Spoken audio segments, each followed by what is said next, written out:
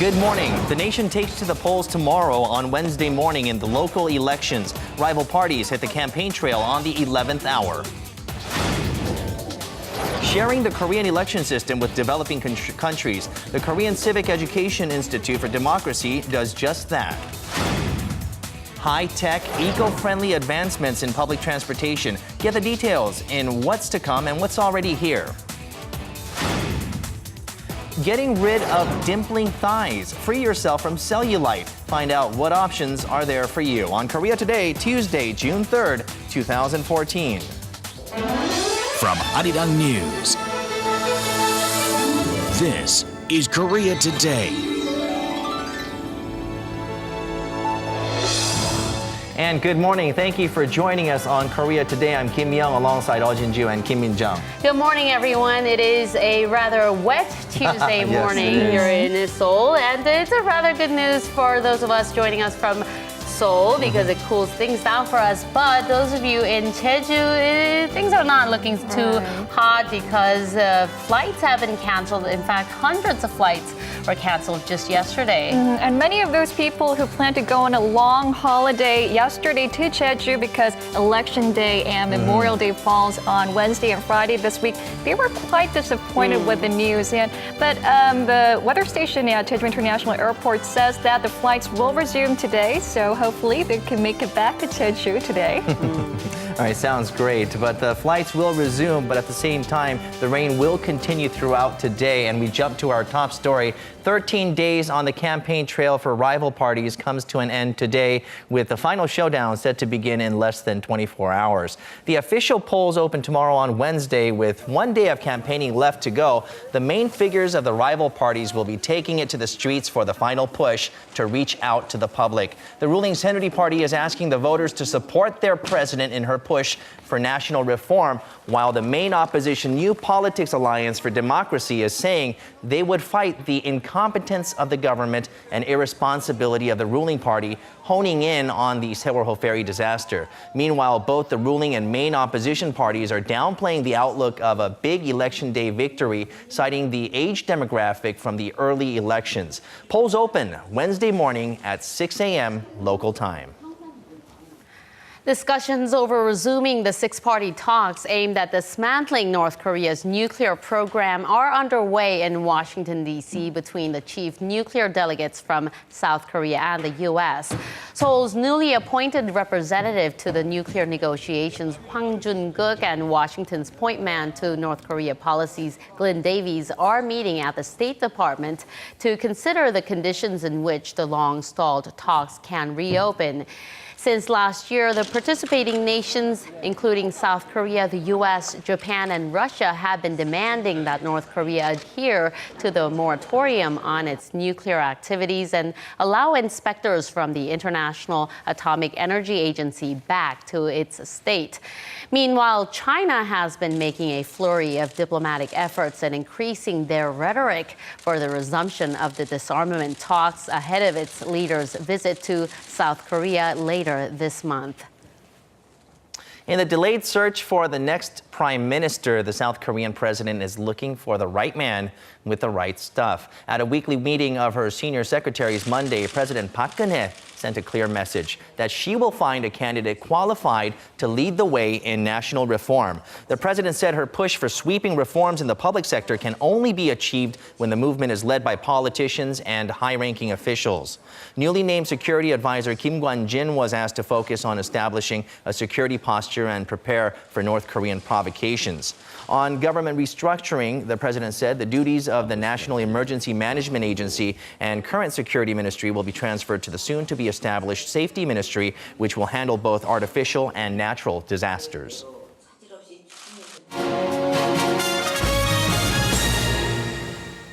As mentioned earlier in the program, tomorrow is Election Day, and people here in Korea will be heading to the polls to pick city mayors and provincial governors across the country. Now, Korea is continuing on with efforts to enhance and further develop its election system, a symbol of democracy, and officials from many countries are visiting Korea to learn from the nation's election system. Recently, a group of electoral officials from Africa came to Seoul to experience how Korea's election system works. Let's take a look.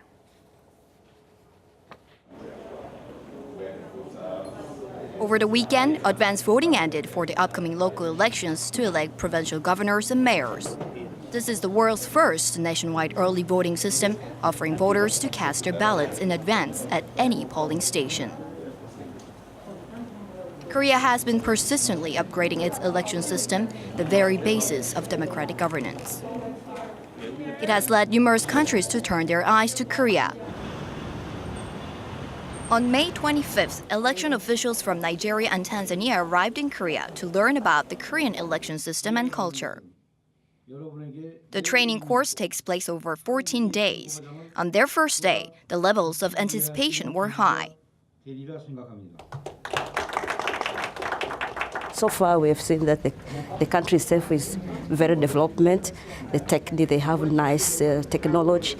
So we hope that is very different, because we are a little bit far from technology over there. So far what we have seen, we hope even the election itself is very nice. And we're also hoping to use this in the electoral process, believing that it will make the process more efficient and for the voters and citizens to trust the process in terms of fairness and freeness of the elections.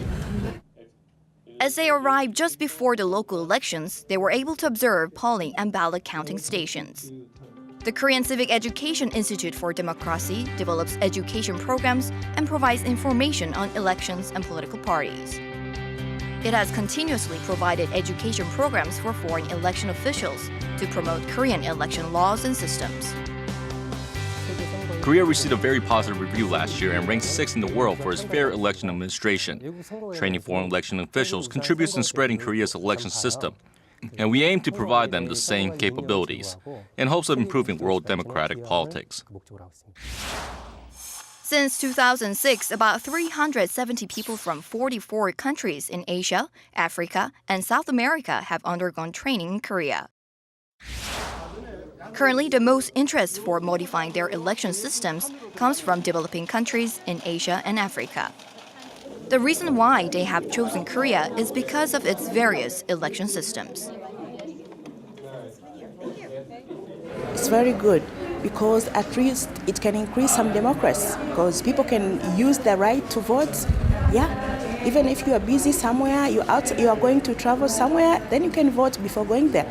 So you can participate in building your country, because election is about democracy. When you elect your leader, then you participate in democracy. Korean election system is developed enough to attract international attention, and it's expected to lead to an export of the system abroad. And joining us now in the studio is Ambassador Lawrence Nuruku, the National Electoral Commissioner of Nigeria. He is one of the officials currently taking part in the election education program here in Seoul. Welcome to the program. Thank you very much. So, what are some of the unique aspects you noticed in Korean election and a system during your training period here in Korea? Well, Korean election has been very impressive, and the way I see it, we've learned a lot from it. The characteristics involved from the structure of the EMB, that is NEC, that is made up of 9 members. Very wonderful evolution. The 3 members are appointed by 3, the executive, then 3 again from the legislature and 3 from the judiciary. It's wonderful. Then the campaign, as it's going on, we observe that it has a very convivial atmosphere. The people are friendly, and they move from one place to the other, campaigning and telling people their manifesto to buy their votes and so on. It's wonderful. Mm-hmm. It's wonderful. And you talked about the campaigns and local elections will start tomorrow. Yes. And what are some of the similarities and differences between Korea and Nigeria when it comes to election campaigns and the overall atmosphere in the run-up to the elections? Yes, some of the similarities that the candidates evolve from the parties. The parties nominate their candidates under the guidance of the NEC. And they are given some financial stipends, that is the parties, to evolve.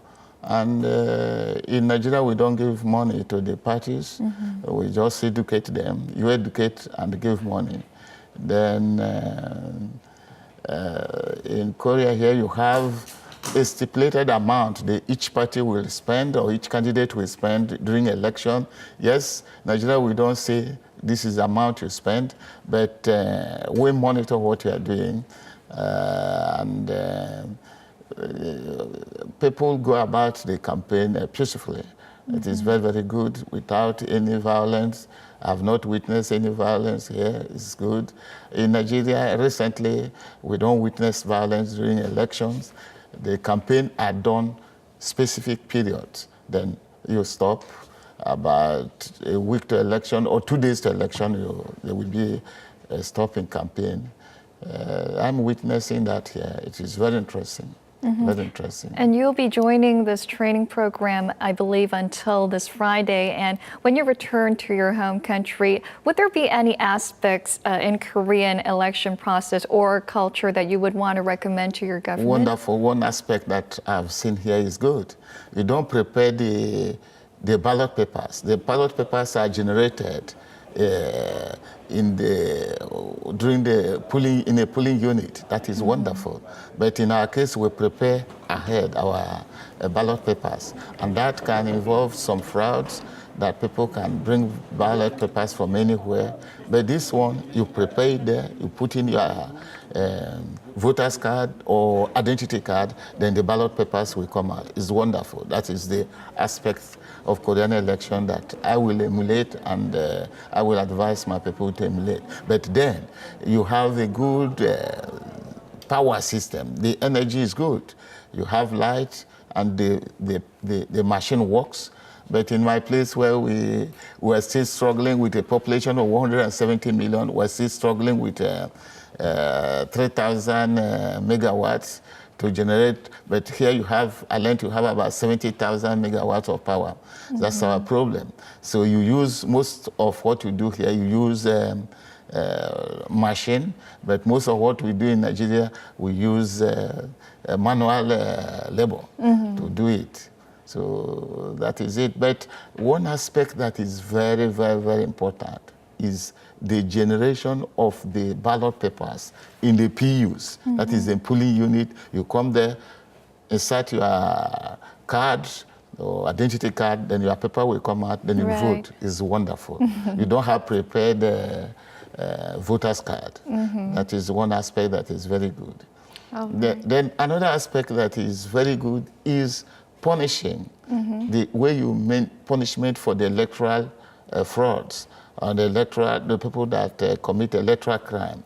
You follow it, you reward those who report, and as well as you punish those who take and those who give. It is wonderful. It's a wonderful idea. All right, I believe that we'll have to leave it at that. Oh, we do hope that you have a nice day here in Seoul, and thank you for joining us this morning. Thank you. God bless you. Thank you.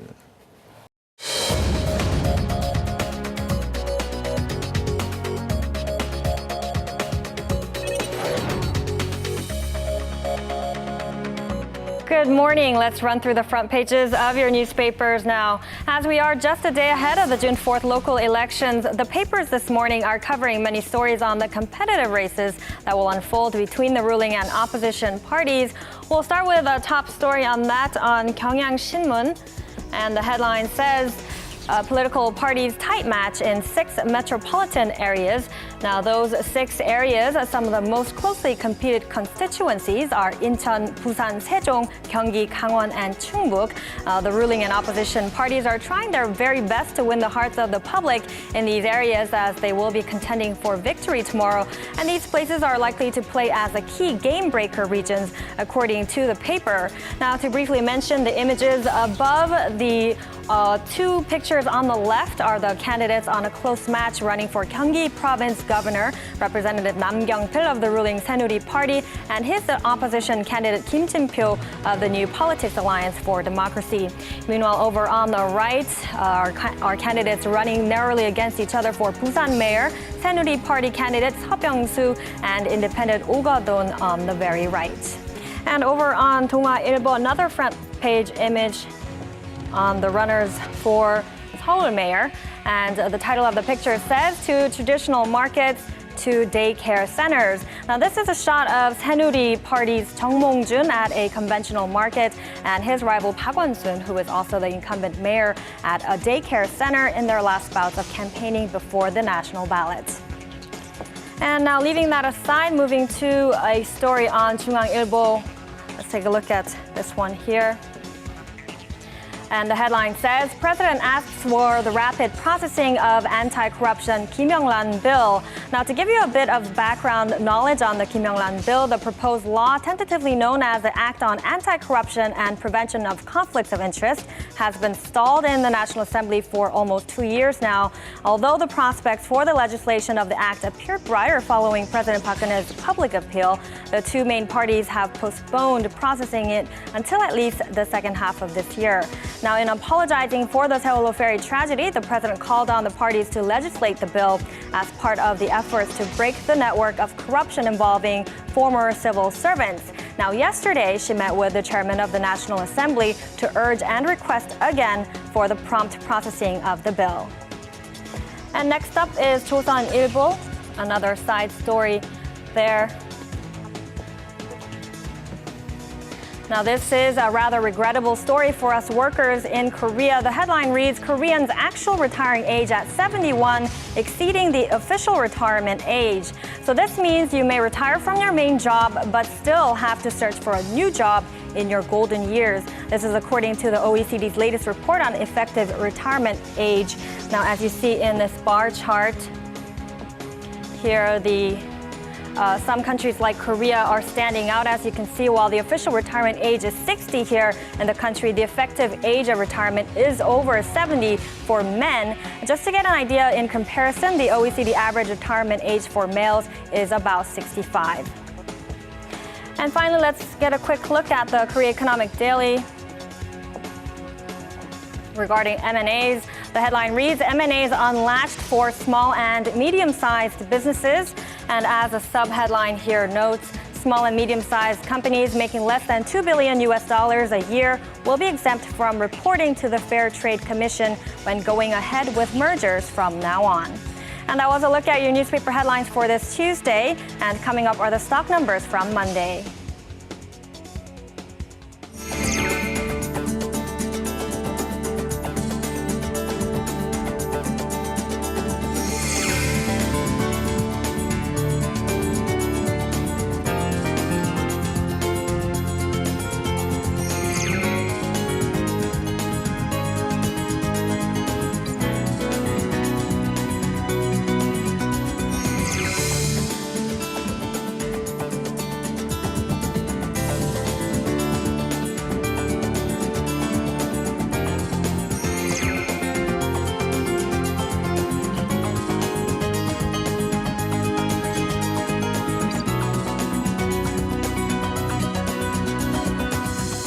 And those of you coming out of your home and to the office this morning, you'll be greeted with a lot of rain, sometimes heavy rain in some areas off and on. So do bring an umbrella with you so on your way to work this morning. Hopefully our Chun Song-cho has an umbrella with her. She joins us from a bridge with the weather picture. Good morning to you. Good morning.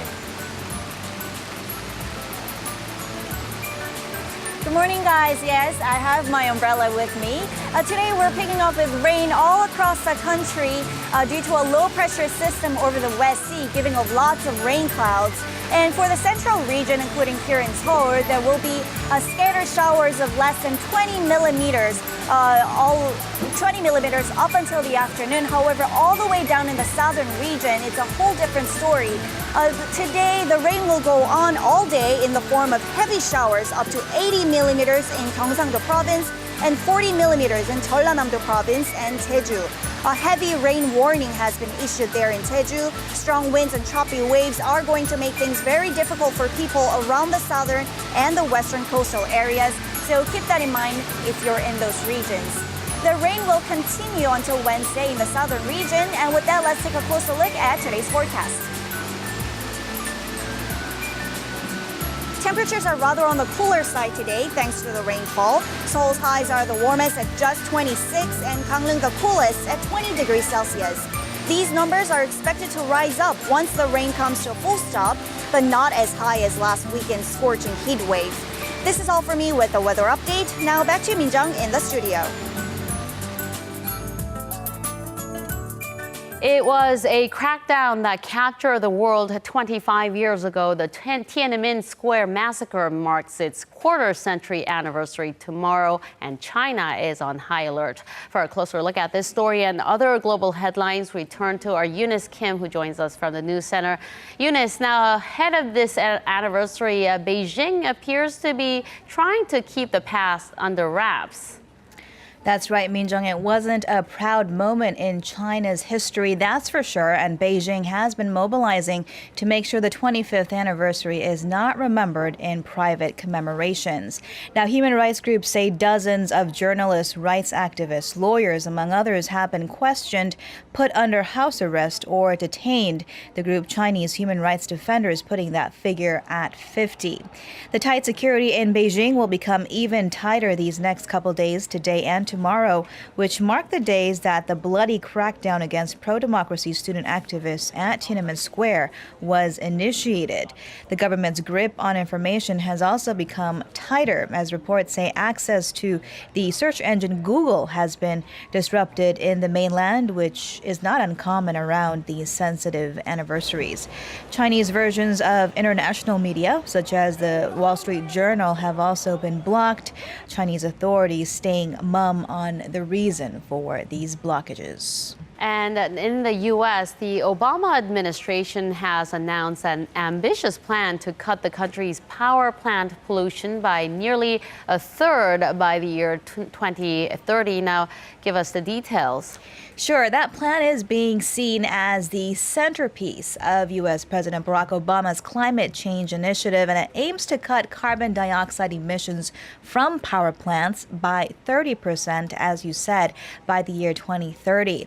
In a conference call with the American Lung Association, President Obama said the plan would protect the health of Americans, shrink electricity prices, and spur the renewable energy sector. The plan also comes ahead of global climate talks that are set to resume next year to create a new international treaty, and will likely be used to give the U.S. more leverage to push other countries into action. Next year is also when the 645-page plan will likely be finalized. It's meant to reduce America's dependence on coal, which generates about 40% of the country's power, but critics say the initiative would cut jobs and hurt American competitiveness. And that's a wrap of the global headlines we're following this morning.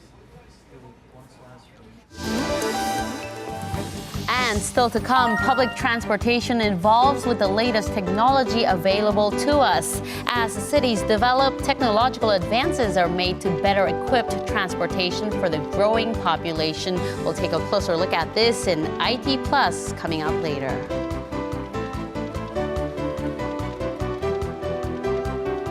From the box office to the stage, a series of movies have been turning into stage productions, and Lee Min-hee joins us with more on this. This is good because we all know the stories, we're familiar with the actors, but it's a stage production that unfolds right before your eyes. Exactly.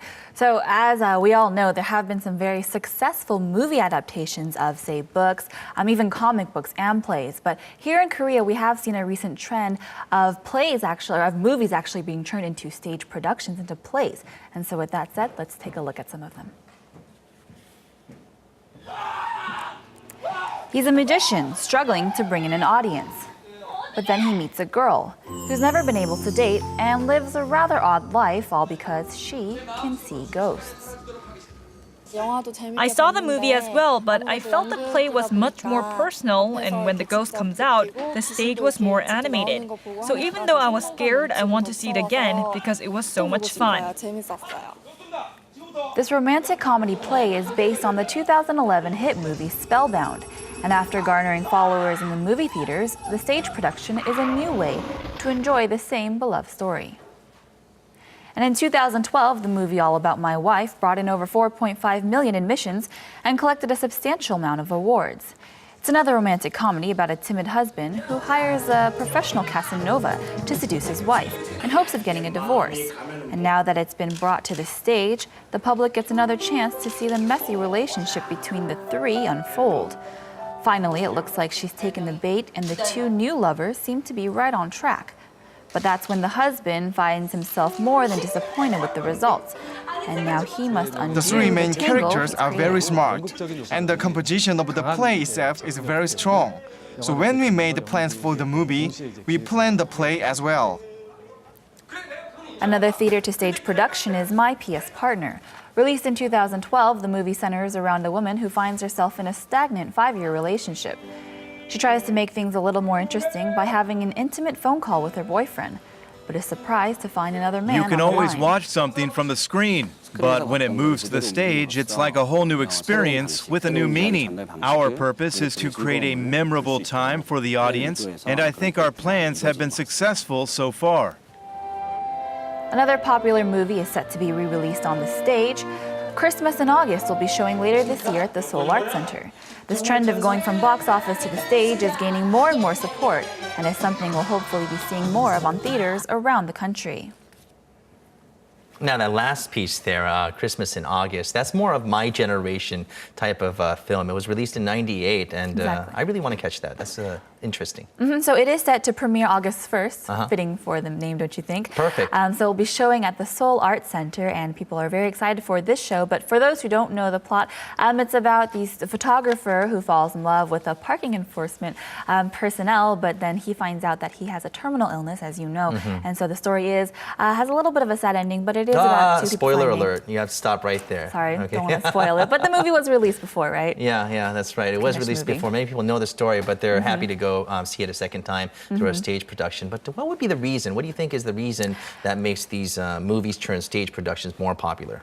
Right, so these movies were all very popular in the theaters, and they're actually based, on pop culture. They're very in tune with the time right now. And so these stage productions are also easy for the audience to connect to because it is in the current period, and it is having to do with things that we deal with on a daily basis. All right, sounds great. Sounds great for a rainy day like today, too. Thank you very much, Uni. My pleasure.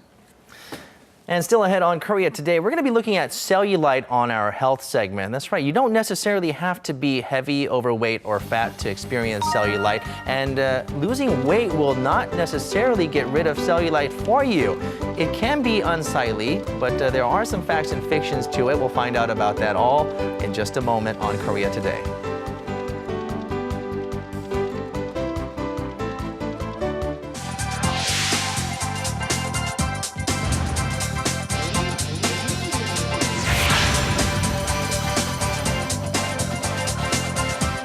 And speaking of cellulite, a new diet is generating hype among internet users. It's called the lentil diet, where you incorporate lentils into the main dish at least once a day. On a rainy day like today, I could use some lentil soup. Well, actually, I've never tried one. It's quite good. You Okay, should. I'll try it sometime. And lentils are high in protein and dietary fiber, but low in fat, making it an ideal food item if you want to lose a few kilos. For more on this and other keywords from yesterday, let's go over to our Seo Mi-sorang at the digital room. Good morning, Mi-sorang. Good morning. Now, as with many of these fad diets that suddenly gain a lot of people's attention, it came with some celebrity endorsements. Last week, singer Lee Hyori posted a photo of her lentil breakfast on her blog, while just yesterday it was revealed that comedian Yang Hae-rim lost 12 kilograms, partially due to a lentil diet. So some big names there. This aside, let's see what else grabbed people's attention the past 24 hours. Yesterday was Dano in Korea, and many headed to the Gangneung Dano festival to celebrate. The music video to singer Taeyang's new song, Eyes, Nose, Lips, was released at 12 a.m. earlier this Tuesday morning. Fierce winds in the island of Jeju yesterday damaged many buildings and street lights, resulting in all flights to and from Jeju to be cancelled. Meanwhile, over in sports, retired football player Park Ji-sung's charity match against Indonesian players last night got many people's attention, and the lentil diet, as we mentioned earlier. Now, let's go back to Dano. Also called Surinnan, it's a traditional Korean holiday that falls on the 5th day of the 5th month on the lunar calendar. And in the Gregorian calendar, it usually falls on June, and this year it was yesterday. Let's take a look. Dano started as a shamanistic ritual worshipping the sky god to celebrate the end of sowing season. One Dano festival that continues to this day is the Gangneung Danoje Festival in Gangwon-do Province. Due to its significant cultural value, UNESCO in 2005 designated the Gangneung Danoje Festival as a masterpiece of the oral and intangible heritage of humanity. Today, it consists of the same spiritual rites, games and foods of Dano that have been passed down through history. Women wash their hair in water boiled with aromatic plant tangpo, or the sweet flag, to ward off evil spirits and to make their hair shiny. Meanwhile, the men engage in a game of sirum, the Korean folk wrestling. Afterwards, everyone can enjoy the traditional foods such as surichitdog, a type of herbal rice cake. The Gangneung Danoje Festival kicked off last Saturday and will run for 5 more days until next Saturday. Switching gears now to Taeyang, the Big Bang member released the music video to his latest song, Eyes, Nose, Lips. It's the title song to his second solo album, which was 4 years in the making. Let's take a look. After a drumroll build-up that included a series of teaser photos and even a countdown clock, Taeyang's second solo album, titled Rise, was released online at 12 a.m. this Tuesday morning. The album includes 9 tracks, including several written and composed by Taeyang himself. Also released at the same time was the music video to the album's title song, Eyes, Nose, Lips. It's a slow R&B song that really highlights Taeyang's sultry voice. Let's have a listen. The song is written from the perspective of a man heartbroken after a lover leaves him. The title refers to the eyes, nose and lips of the lover that is still vivid in the man's mind. The video was taken in a single shot, starting with a close-up of Taeyang's neck tattoo and gradually zooming out to reveal a huge burning photo of his lover behind him, played by actress Lee Ho-rin. Now, this music video will tie into Taeyang's next music video for the song 1 AM to be released next week. And that's a wrap up for me. This has been Seo Mi-sorang with your daily news sum up.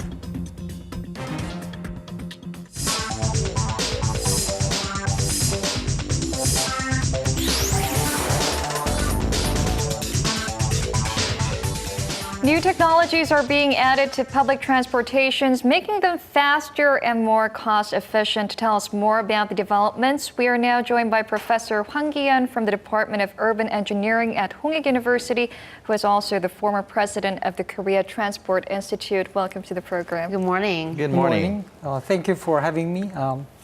Today, I'd like to introduce you about very diverse kind of public transportation, a bus, a taxi, or subways, and those are really propelled by very diverse propulsion system like engines or batteries.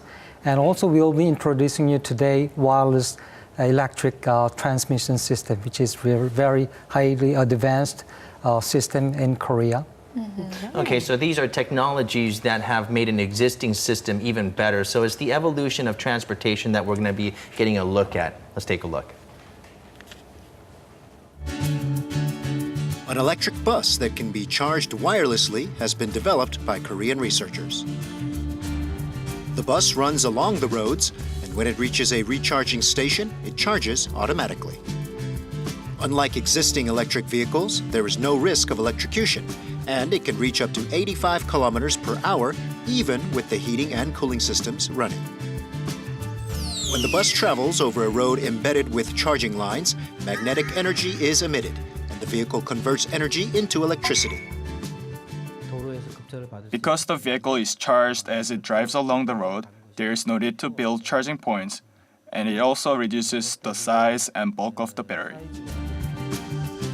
This electric vehicle went through a trial run last year in the city of Gumi and has been authorized for commercialization. It is now up and running in the city. In addition to buses, new trains that can be charged wirelessly have also been developed. Conventional trains receive their power through high-voltage lines installed above the cars. But the next-generation high-speed train, Haemu, can run without power supply devices. By running 60 kilohertz of electricity through a wireless power supply device installed between the tracks, a high-frequency magnetic field is created, which is transferred through feeding coils below the train, putting out 2,800 volts of power and moving the train forward. When the upper system of the train is removed, there is no speed resistance. This means that the train can raise its speed significantly. As there is no resistance, it also reduces energy consumption. It is the first time in the world that moving a train forward by transmitting 1 megawatt of electricity in real time through wireless technology has succeeded. With this, the next generation KTX can reach up to 400 kilometers per hour. Meanwhile, a city magnetic levitation train that hovers above the tracks is set to go into operation in July, becoming the world's second. These magnetic levitation or maglev trains do not have any wheels and instead run 8 millimeters elevated from the rails. Maglev trains have an undercarriage which wraps around and under the tracks. A magnetized coil runs along the track, repelling the large magnets on the train's undercarriage, allowing it to levitate. The tracks and wheels don't get worn out, so in terms of maintenance, it can be done at a very low cost. Because there is no friction between the wheels and tracks, noise levels are at 80% of regular subways, and there's almost no vibration. Also, operation costs are at roughly 70% of regular subways. It works with existing tracks and roads, and it can be built as an eco-friendly system with low noise pollution near apartment complexes. New forms of public transportation made possible by this advanced technology are receiving more and more attention in order to create a safer era for mass transit. Now that maglev technology looks pretty cool. Looks like a wave of the future there. But first, let's move on to the wireless charging technology for the buses. Now, because of the fact that there are electromagnetic waves, there's technology, there's some kind of waves that's being emitted through to charge the buses. Wouldn't that give some kind of problems in, for example, frequency wireless devices, mobile devices on the buses themselves? Yeah, that really delayed the development of this system. People worry about wireless. We can be exposed to electricity. Exactly, that also your health hazard maybe. But actually, the conventional the trains have overhead structures with pantograph and electric cables. That directly with the cable, but still that is very dangerous as well. But we moved that overhead structure underneath the trains, so that but the gaps, wireless gaps, only 20 centimeters wide. Is that the wide that big gaps existing between the structure and the trains, so that we found that with this only 20 centimeter gap, we can really protect people from this electric really penetration. So there's less residual discharge. And also we are experiencing no problem when we use smartphones with the overhead structured the trains. Likewise, this underneath system is safer for when we're using all those electronics devices when we upon it. Yeah. Now these magnetic levitation trains. So it's been a while since we've heard of these trains, but it's taken quite some time for commercialization. What are some of the challenges and future plans for this to be commercialized? This technology is really demanding in terms of money-wise, in terms of the technology itself-wise. So that we mostly invested our heavy money on automobile-oriented transportation system. We didn't really take a look at carefully about train system until we opened 2004 high-speed rail. So since then, we've been putting our money into high-speed rail development technologies. And then that one really comes up with a very nice high-speed rails called HEMUs or something like that. And then we have a time to take a look at another advanced system like a maglev. So we are going to have maglevs sooner or later in Incheon Airport, and there might be I think a third or second or third the the introduction around the world. Yeah, So followed one by, step at a time. Yeah, it one step at a seems time. like. Yeah, this is Okay. very demanding technology, so that we need to really take a lot of time and effort to make it happen. And meanwhile, Japan was quite successful in commercializing maglev trains. And how are Japan's technology different from Korea's? Actually, Japanese technologies are very much advanced in terms of they introduced Shinkansen in mid-1960s. Right. And they are developing other train-related technologies from then on. And they started maglev in early 1980s, and then they've been investing heavy money for over 2 decades. And they come up with a 2005 Ninimo, very small scale maglev. But this is very short distance, but not wireless. But the Korean system we are delving into wireless system, never been tried in other countries before. That's a big difference. Also, we are thinking about how to make a wireless high-speed rail with maglev system. That is unheard of kind of challenge. From the All right, so just like we know, so one step at a time. First is just the maglev and the ones with the wireless charging technology, and then the high speed. Yes, that's right. Yeah. And these look pretty futuristic in my eyes to a layman's point of view, but you're an expert in this. What does the future look in terms of future electric cars? Yeah, we've been talking about the big system, a big public transportation system, but people care for really private automobiles. How to make private automobiles into public private automobiles. So-called, we call it personal mobility.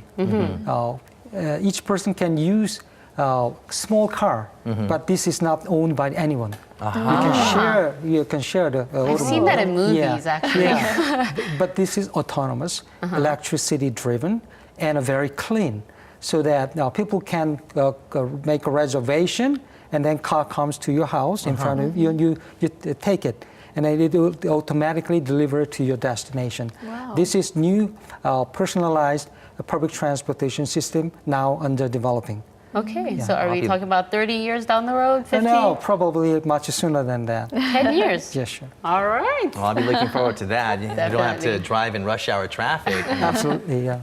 Thank you, Professor, for this good news and also covering the story for us. Thanks for having me. Thank you.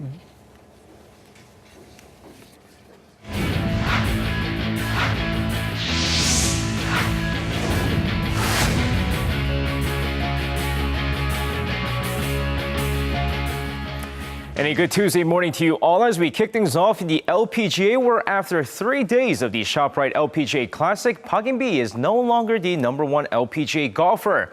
Now, despite a strong first day of the event, shooting a 66 on the day, Park In-bi struggles a bit and finishes tied for 8th after 3 rounds of the event. Meanwhile, Stacey Lewis, who had a strong second day of the event after shooting a 63, held on to claim the title after shooting a 16 under par.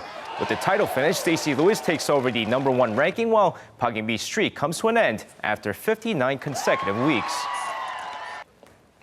And now moving over to football, where Park Ji-sung held his Asian Dream Cup 2014 charity football match on Monday in Jakarta, Indonesia. Now, quite an entertaining match for all the fans out there, as some of the biggest names in the Korean entertainment industry took part in the charity match. And even Park Ji-sung was surprised to find out that Cha Bong-gun got some playing time as the South Korean legend subbed in at the 78th minute. Now, in a match that also included Gianluca Zambrotta, the Indonesian all-star team won the match 3-2.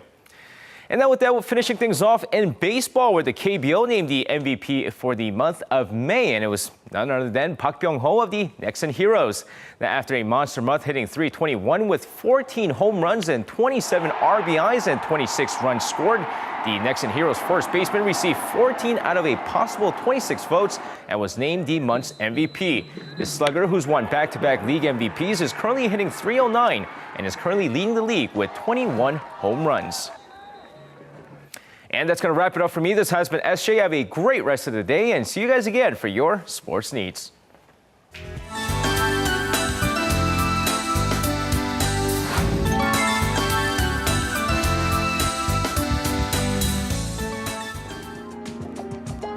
With summer-like temperatures and lighter clothing, more people are looking for ways to shed some weight. In the past, it was simply about seeing the scale numbers drop. These days, with more interest on how to create a sleek body and glowing skin, methods of how to get rid of cellulite are receiving more attention. Cellulite refers to a change in the skin usually found in women around their thighs, buttocks, and stomach. Underlying fat layers build up into hard lumps, giving skin a dimpled look. Today, we look at how to remove cellulite, those lumpy areas under your skin, and regain your confidence. I'm sure today's topic interests many of us here on the couch, and those of you watching from home. We're talking about cellulite and how to get rid of them.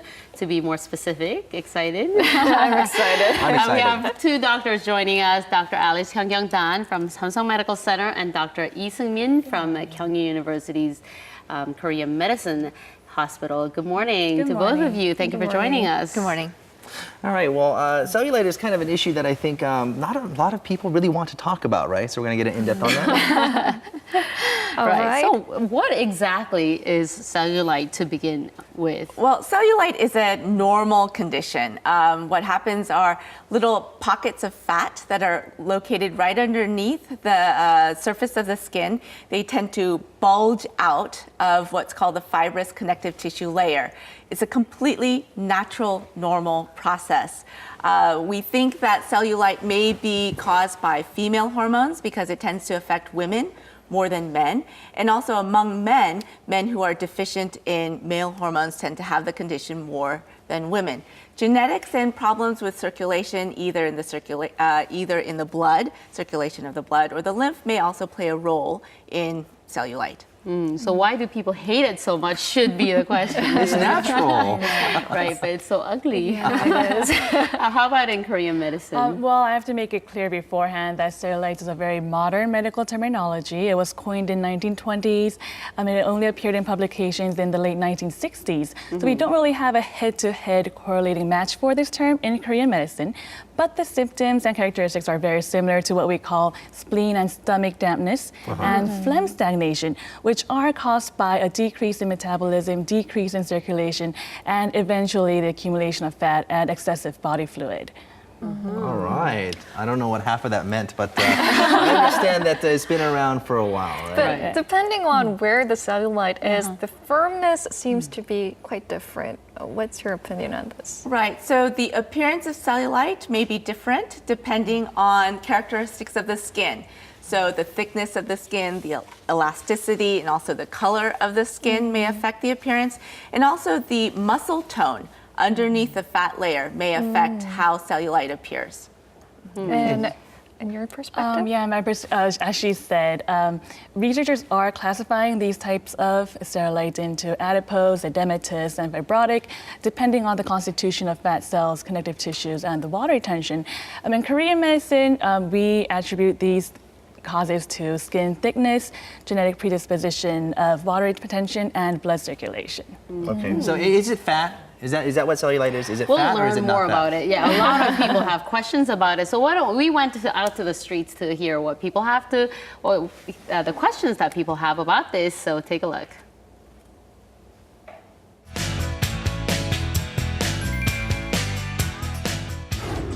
I heard only people who are overweight get cellulite. Is this true? Does cellulite go away if you lose weight? Can we get rid of cellulite with special cream?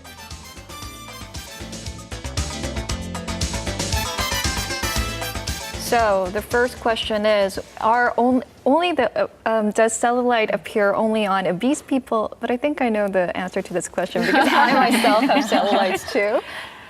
Yes, so obese people may have a heightened appearance of cellulite, and that's because they have more of both the subcutaneous, so the layer of fat right underneath the skin, and also the deep layers of fat. But thin people are not immune to having cellulite, and this is especially true if there's been a lot of weight loss very recently, and that will lead to sort of the skin being baggy and loose. Yeah, so weight loss needs to be done in the proper way to avoid cellulite. Slowly and gradually. Yes. Yes. I mean, 90% of females have it. It's ubiquitous in postpubertal women, so you can't really say that obese people have it. So the answer is no. Okay. All right, well, I'm gonna go out on a limb and tell the world that cellulite has appeared on my thighs if I squeeze it. Congratulations. After gaining a lot of weight. I never had it before, right? So if I lose the weight, will it go away with it? Please say yes. Once you get it, it's here to stay.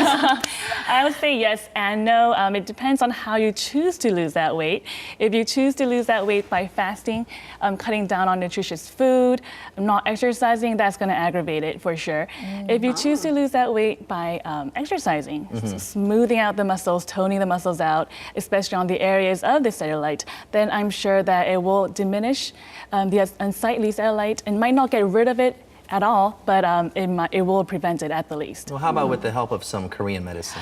We do use some herbal medicines to get rid of humidity in the spleen and stomach that aggravates the situation. We use uyin, yulmu, they're just a grass family that we use in herbal medicine. You can use acupuncture to break down the connective tissues, but those are all still very temporary at the moment. Now, I'm going to ask another burning question. Are cellulite creams effective? Right. So there are some creams that may have a temporary effect on cellulite. So they may diminish the appearance of cellulite when you use it, but none of these creams have been found to have a lasting effect on cellulite. They don't eliminate cellulite altogether. The creams that contain retinoic acid and caffeine, they seem to be most effective. I've never believed in creams, but I'm sure all of us are wondering what kind of treatment options are there, right? So we'll take a look in this next clip. In Western medicine, the first step is to examine the person's overall condition and body type for effective treatment options. If fat easily gets lumped together, it can cause disorders in blood and lymph circulation. So it's not only problematic because of your looks. As time goes by, the skin can get dry and it can hurt, so it needs to be treated.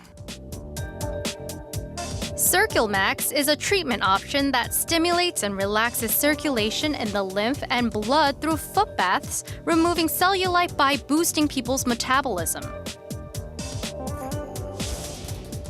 Cellulite is a procedure that softens fat, making it like baby fat.